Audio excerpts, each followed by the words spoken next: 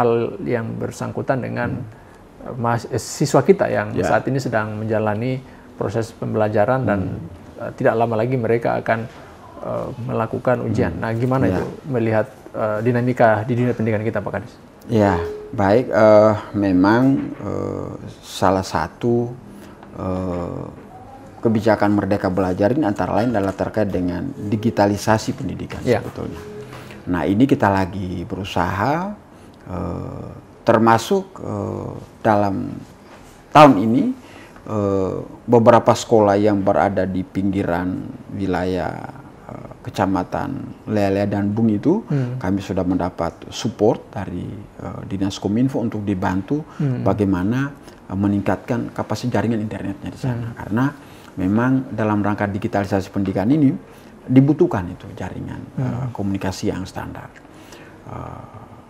di Kota Bau-Bau. Nah, ini dalam persiapan sebetulnya sejak asesmen yang lalu kan beberapa bulan lalu di akhir tahun yang lalu itu Kementerian Pendidikan melakukan asesmen nasional sebetulnya. ANBK namanya, asesmen nasional berbasis komputer. Jadi kalau saya ingin mengatakan bahwa hampir semua murid-murid kita ini sudah bisa menggunakan media komputer sebetulnya. Karena mereka pada saat asesmen yang lalu itu sudah masing-masing menggunakan laptop atau PC. Betul. Sehingga mereka sudah terlatih. Nah, tugas kami adalah bagaimana memenuhi ketersediaan ini sebetulnya. Itu secara bertahap. Ya, kita bantu perangkat pendukungnya, misalnya juga kami mendapat bantuan dari kementerian laptop misalnya yang sudah Chromebook itu yang bisa digunakan memang untuk mengakses kanal-kanal di Kemendikbud misalnya. Jadi anak-anak kita ini hampir semua sudah terlatih. Saya tidak ingin menyebut angka, tapi ANBK kemarin itu anak-anak sudah semua menggunakan media itu. Nah, ini juga secara bertahap karena kemajuan teknologi juga tidak diiringi dengan kemampuan kita orang tua murid misalnya untuk menyiapkan anak-anaknya laptop atau komputer. Tetapi di sekolah disiapkan begitu. Sehingga anak-anak di rumah tidak punya laptop, di sekolah kita siapkan dengan berbagai kolaborasi baik dengan orang tua murid maupun dengan sekolah tetangga misalnya. Kita baku bantu. Nah, Pak, ini kan kalau kita bicara soal usia pendidikan kita, anak pendidikan kita kan mereka generasi alfa. Ya. Sementara gurunya ini ada yang generasi milenial, bahkan ada yang kolonial. Ya, ya. Nah, gimana itu Pak untuk menjembatani beda generasi ini dalam hal digitalisasi ini sehingga tidak ada problem, Pak? Iya, iya. Tentu ini merupakan kalau bahasa saya semacam ruang hampa yang ada di dunia pendidikan. Terlalu ekstrim ini, tapi saya kadang-kadang istilah di sini saya menggunakan ruang hampa. Di satu sisi dunia berkembang terus dengan digital yang cepat, tapi di sisi lain beberapa SDM kita guru yang mendekati pensiun memang sudah tidak anu lagi. Nah, ini menjadi tantangan tersendiri. Nah, terkait itu apalagi dengan program Mas Menteri soal Merdeka Belajar, salah satunya adalah bagaimana mendorong semua sekolah ini masuk dalam program sekolah penggerak PSP. Nah, kita di Bau-Bau sudah puluhan sekolah yang sudah melaksanakan, sudah implementasi itu, sehingga terkait dengan penggunaan gadget, penggunaan sarana teknologi informasi ini, ya mau tidak mau menjadi harus. Karena mau tidak mau, suka atau tidak suka, harus menggunakan platform Merdeka Belajar misalnya. Tidak ada pilihan. Tidak ada misalnya kalau kau tidak bisa, tidak ada tawaran lain. Harus bisa. Jadi bukan opsional, tapi bukan obligasi. Iya. Kewajiban ini. Kewajiban. Begitu, harus. Nah, ini beberapa sekolah yang masuk PSP, kemudian yang sudah implementasi kurikulum Merdeka ini, mulai tahun ini, kita di daerah melakukan pengimbasan. Jadi, sekolah-sekolah yang sudah melaksanakan kurikulum Merdeka, misalnya di SD, itu prioritas kelas 1 dan 4. Nah, ini mulai sudah berjalan ini. Pengimbasan kepada sekolah-sekolah yang belum masuk, belum lolos sebagai PSP, program sekolah penggerak. Karena tidak bisa juga kita biarkan mereka. Gitu. Saya sampaikan bahwa tentu kepada sekolah yang sekarang kan ini ada tahap mandiri sebetulnya.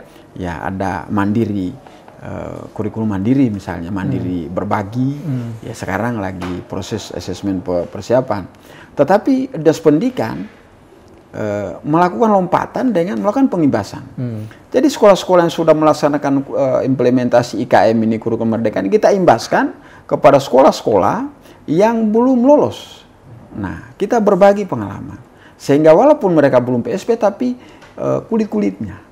Artinya pokok-pokoknya sudah paham mereka. Jadi sudah tersosialisasi. Sudah tersosialisasi. Bagaimana tentang penyusunan profil pelajar profil Pancasila. Bagaimana sebetulnya mengarahkan murid yang berkarakter, murid yang berakhlak mulia. Salah satunya itu di profil pelajar profil Pancasila. Ini yang kita imbaskan, termasuk bagaimana soal menyusun RPP yang begitu sederhana. So kalau kita tunggu-tunggu PSP seluruhnya, kan tes sekarang lulus tahun depan baru pelaksana. Begitu. Apalagi yang tidak lulus. Begitu. Kelas 4 yang menjadi sasaran karena 3 tahun tidak lulus sudah tamat. Ya, tamat muridnya, dia sendiri belum PSP. Makanya pendidikan melakukan lompatan kita semacam pengimbasan melalui workshop, melalui pelatihan tentang kurikulum merdeka yang menjadi andalan Mas Menteri ini.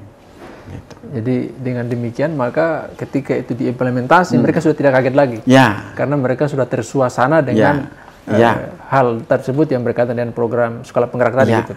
Pengenalan awal. Nah, di samping itu kami juga menekankan kan ini semua guru memiliki ID belajar, memiliki akun belajar. Nah, kita juga akhir tahun lalu itu masif ini kita dorong semua guru supaya memanfaatkan akun belajar. Kan sekarang satu guru satu akun, begitu. Supaya bukan hanya diaktifkan akunnya, tapi dimanfaatkan untuk mengakses kanal-kanal di Kementerian Pendidikan. Begitu. Karena di kanal Kementerian belum semuanya disiapkan, tapi cara membuat RPP sudah disiapkan di situ. Kemudian bisa mengikuti sosial-sosial semacam apa namanya itu, kayak siaran tunda itu bisa diakses kembali di situ. Bagaimana mencari literatur misalnya, kalau di situ bisa diakses.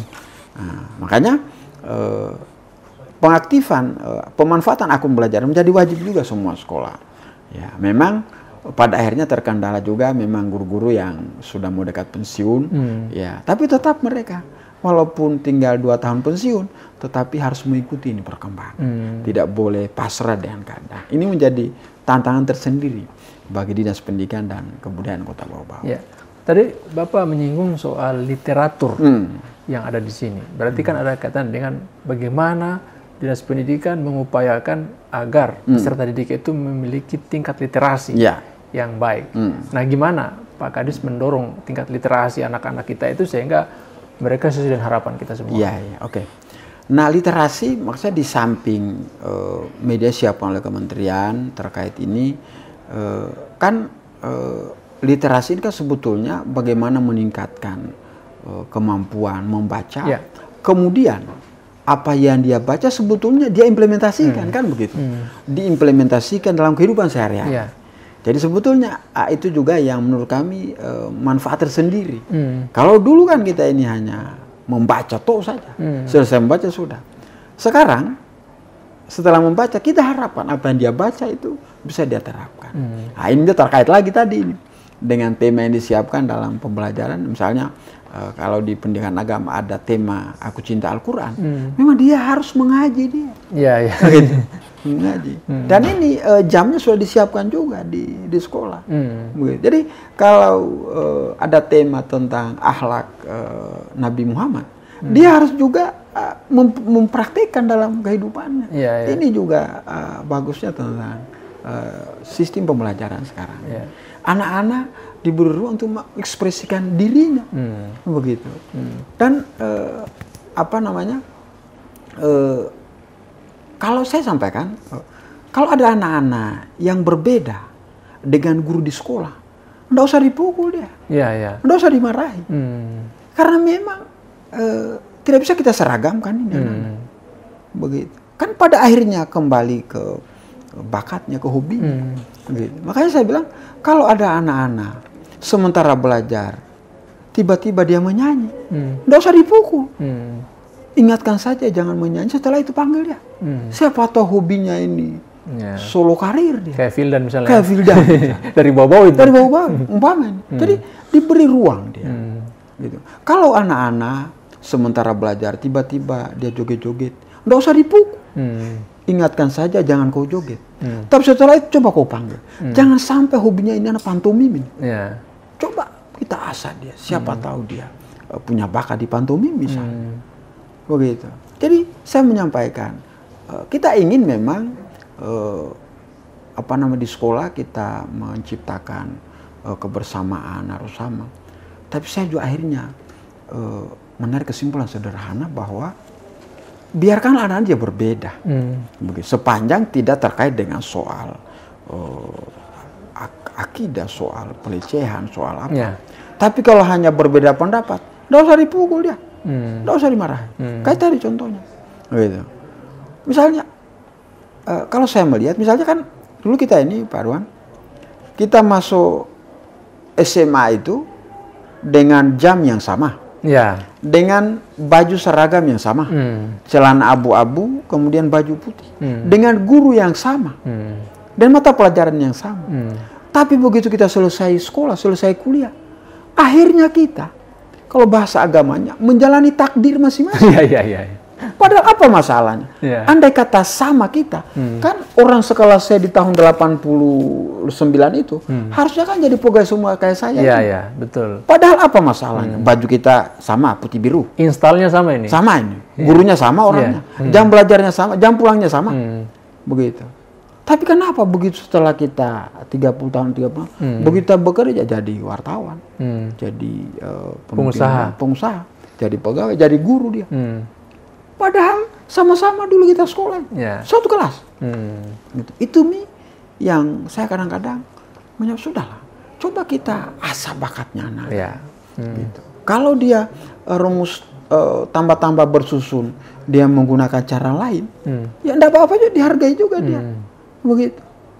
Tapi tentu sepanjang tidak melanggar kaidah-kaidah atau hal-hal yang. Nah, yang berikutnya saya ingin bicara soal penegakan tata krama di sekolah. Betul. Soal penegakan sopan santun, soal budi pekerti. Betul. Begitu. Nah, terus terang memang dalam dunia pendidikan ini kadang-kadang berhadapan dengan dilema tadi. Saya ulang lagi, berhadapan dengan ruang hampa. Gitu.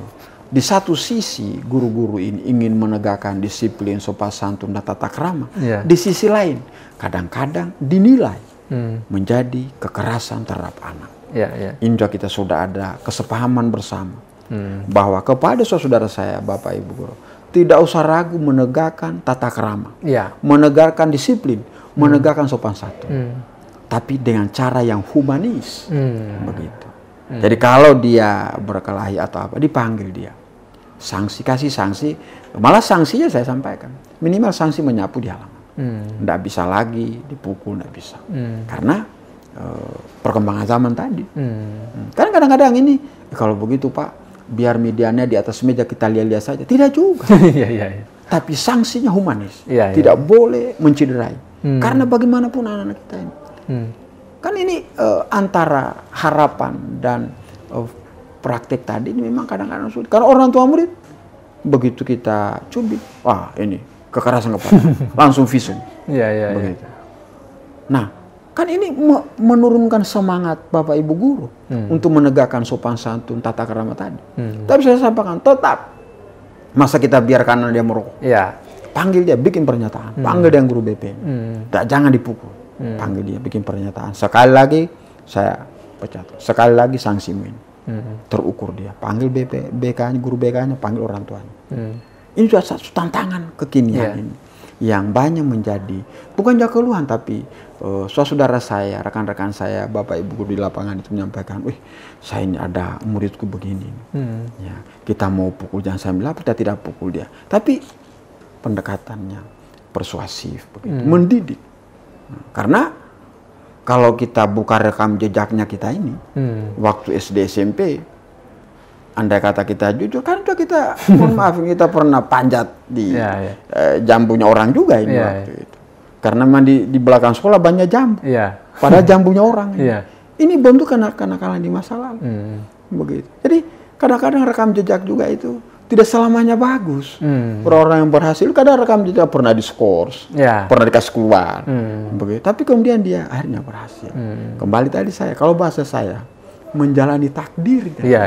Bahasa agama, awas katona kalau bahasa butonnya. Memang karena itu tadi masuk SMA jamnya sama, gurunya sama, celananya abu-abu, bajunya putih, kemudian pulang jam yang sama. Tapi kenapa? Akhirnya kita mencari nasib sendiri-sendiri.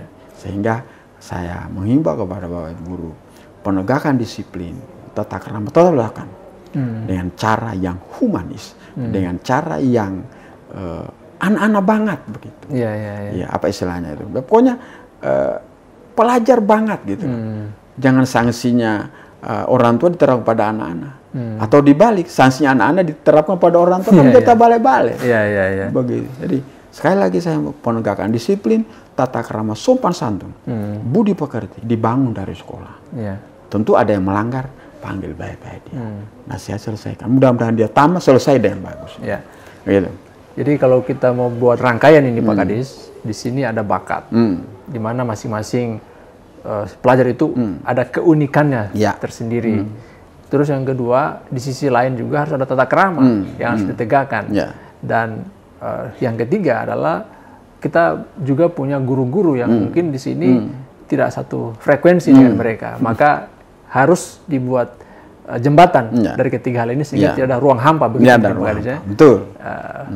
Dan itu gimana sejauh ini implementasinya Pak Kadis? Nah, terkait itu saya kira di 1 tahun terakhir ini, kemarin di awal tahun kita sudah rapat dengan semua kepala satuan pendidikan, utamanya SD SMP. Saya menyampaikan kepada mereka bahwa mudah-mudahan di tahun 2023 ini bisa kita zero kekerasan. Begitu. Nah, tadi itu penegakan sanksinya, sanksi yang humanis, sanksi yang anak-anak banget begitu. Sehingga semangat anak-anak tetap tinggi untuk melakukan untuk bersekolah, tetapi tata krama juga sepan. Sebab kalau tidak kita terapkan di situ, kemana juga, karena memang hanya 7-8 jam anak-anak berada dalam sekolah, tetapi itu adalah merupakan bagian dari penerapan budi pekerti, tata krama tadi. Nah, berkaitan dengan hal-hal yang tadi berbeda anak-anak kita, ya biasalah itu, gitu. Karena saya juga tidak ingin karena dia sedikit melanggar di sekolah langsung kita keluarkan dia. Kita beri pembinaan dulu 1 kali, 2 kali, 3 kali, 4 kali, 5 kali, begitu. Karena memang anak-anak ya begitu. Kita sebagai guru tidak bisa pasrah kita. Kita tidak bisa putus asa. Gitu. Tidak bisa putus asa. Dan saya sampaikan kepada, jangan ada guru yang putus asa karena menghadapi anak-anak yang berkelakuan agak-agak aneh ini. Masih ada banyak cara kok itu kita dekat. Jurusnya dia harus lebih tinggi. Harus lebih tinggi. Setahap, setingkat juga dengan kapasitas, kan begitu ini. Kalau saya boleh mengutip ceramahnya Zain MZ, bahwa jangan dikira karena kita sudah profesor ini kemudian godaannya juga menurun. Kalau kita ini profesor, setannya profesor juga biasanya.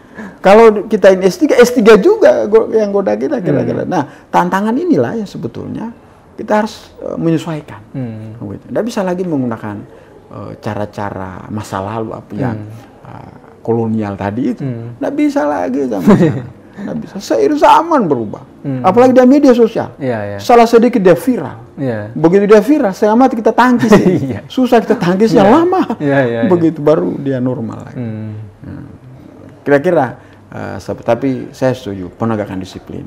Karena sekali lagi saya ulang ini kepada saudara saya Bapak Ibu, tidak usah ragu menegakkan disiplin.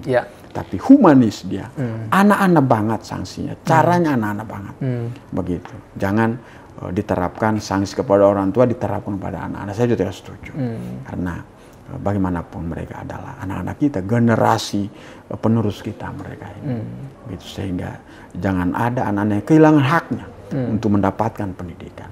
Kan banyak juga ini anak-anak kadang-kadang melewati batas. Panggil, perbaiki, didik lagi dia. Siapa tahu dia ini yang akan menjadi pemimpin di negeri ini. Kira-kira begitu. Jadi guru-guru ini harus dia punya kesabaran yang tanpa batas gitu. Ya, kesabaran. Malah Pak Herwan, saya pernah panggil semua kepala supaya dilakukan inventarisasi. Kalau ada guru-guru yang sampai hari internet sama masih hobi memukul, coba kita panggil, kita konseling itu. Jangan sampai ada perubahan. Tapi alhamdulillah guru-guru saya ini tidak pernah putus asa. Kadang-kadang dia curhat, Pak, ini sudah 5 kali saya buatkan surat pernyataan ini, Pak. Tidak apa-apa, tambah lagi 6 kali. Kalau ada yang sudah 6 kali, jadikan 7 kali. Sepanjang tidak mencederai Bapak Ibu guru, sepanjang tidak mengganggu menjadi pengganggu di sekolah itu. Tidak apa-apa. Jadi jangankan, kan ada kadang-kadang di sekolah sepakat, sekolah sudah 5 kali melanggar, kita carikan sekolah lain. Kalau saya bilang, tambah lagi 6 kali, tambah lagi 7 kali. Sepanjang tidak merusak citra, tidak menjadi contoh bagi yang lain. Begitu. Karena anak-anak kita adalah muka tanggung jawab kita bersama. Jadi prinsipnya bahwa sekolah itu juga merupakan bengkel manusia gitu, Pak? Ya, kira-kira begitu. Tempat mereparasi manusia. Ya. Karena kita juga lahir dari bengkel di sekolah. Yang ribut kalau misalnya yang satu melempar ke sekolah yang lain, ya ini kan akhirnya gimana jadinya? Iya, begitu. Dan saya juga sampaikan bercanda kepada mereka. Kalau anak-anakmu di sekolah dikasih keluar karena dia nakal, kemudian dia masuk di sekolah lain, kemudian berhasil, sebetulnya kau gagal. Iya. Begitu loh. Makanya tadi tetap bina dia. Sepanjang, misalnya kalau ternyata kerjanya sudah tiba-tiba dia datang bakar di sekolah dia apa? Sudah kriminal. Itu sudah kriminal, itu ada mekanismenya. Tapi kalau hanya dia di atas meja, bukan mentolerir, tapi kalau di atas meja dia menyanyi, sudahlah panggil saja. Besok jangan kau menyanyi sini, saya buatkan panggung. Kau menyanyi di panggung besok. Atau tiba-tiba karena pergaulan tiba-tiba belum habis puntung rokoknya masih 2 bisa, sudahlah. Karena kan hal-hal yang perkembangan ini. Tentu sekali kita tidak mentolerir kelakuan yang menyimpang, tetapi sepanjang kita perbaiki terus, jangan sampai kita putus asa. Sebab kalau guru putus asa maka selesailah kita. Artinya dia menjadi apatis, dia menjadi selesailah kita.